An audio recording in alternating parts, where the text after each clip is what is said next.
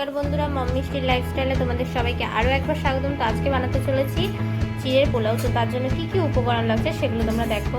তো এখানে নিয়ে নিয়েছি কাঁচা চিড়ে, একটা ডিম, কাঁচা লঙ্কা, পেঁয়াজ, চিনেবাদাম, কিশমিশ, কাজু আর কিছু গোটা গরম মশলা নিয়ে নিয়েছি তেলে ফোড়ন দেবো বলে। তো কিভাবে বানাই তোমরা দেখতে পাবো।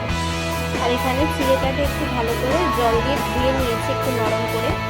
তেল গরম হয়ে গেছে, তেলের মধ্যে গোটা গরম মশলা, শুকনো লঙ্কা আর একটু জিরে ফোড়ন দিয়ে দেবো। এবার কুচনো পেঁয়াজ দিয়ে দেবো। বাদামগুলো ভাজা ভাজা হয়ে গেছে, এর মধ্যে পেঁয়াজ আর কাঁচা লঙ্কা দিয়ে দেবো। পেঁয়াজটাকে একটু ভাজা ভাজা করে নেবো। পেঁয়াজগুলো ভাজা ভাজা হয়ে গেছে হালকা, এর মধ্যে একটু ভিজিয়ে রেখেছিলাম কিশমিশ দিয়ে দেবো আর কাজু দিয়ে দেবো। পরিমাণ মতো একটু লবণ দিয়ে দেবো। তো ডিমটা একটু নুন দিয়ে ফাটিয়ে নিয়েছি, এর মধ্যে এবার ডিমটা দিয়ে ভালো করে মিশিয়ে নেবো।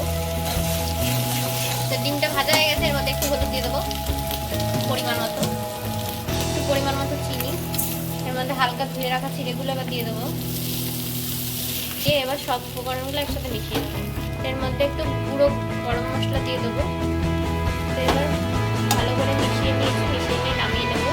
নামিয়ে নিলে চিড়ের পোলাও রেডি হয়ে গেছে। তোমরাও বাড়িতে এইভাবে এই রেসিপিটা ট্রাই করে দেখতে পারো।